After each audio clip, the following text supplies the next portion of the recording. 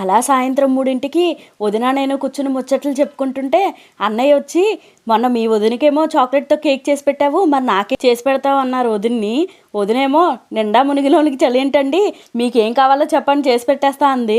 అన్నయ్య ఏమో పకోడీలు వేసి ఉల్లిపాయ పకోడీలు అన్నాడు. ఫస్ట్లీ అయితే ఒక బౌల్లో 2 కప్స్ శనగపిండి ఇంకా 1 కప్ వరిపిండి అయితే వేసుకోవాలి.